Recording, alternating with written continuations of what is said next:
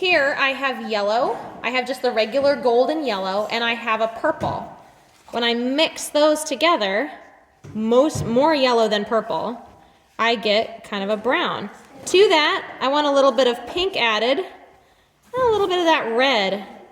And that is going to give us a really nice, beautiful golden brown for the fields, especially when I add some yellow or some white in there, okay? So that's how I'm going to do my fields. Now watch this. Are you guys catching this, red team? Did you see the colors I use? I'm actually going to paint my whole bottom of the field there. Can you see that?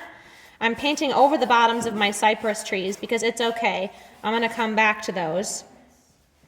And I'm going to paint the cypress trees on top of where the field is.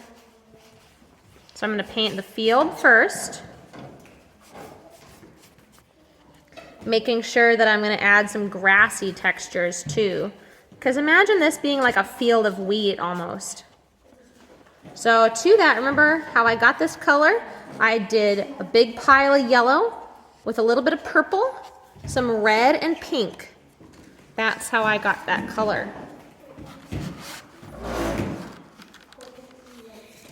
And then as far as texture goes, I'm going to go in with my chalk pastels and add some kind of grassy textures to make it look interesting. I can even go in with my texture tools and add some grassy textures too that way.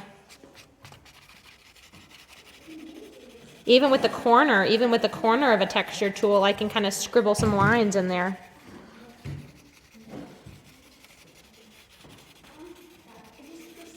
Pretty cool.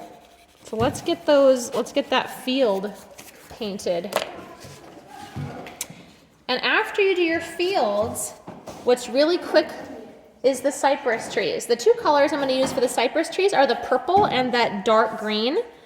Kind of swirling them together gives us a really beautiful dark green.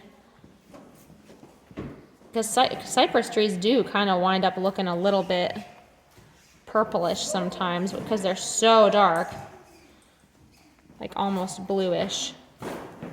And if it looks too purple, you can mix in some of the green from earlier. And all your cypress trees can be kind of vaguely different colors too. That's all right. Some of them can be more purplish, some of them can be more greenish. Make it interesting. And you see how I'm going back over the fields? I'm not even really sticking completely in the lines of my cypress trees.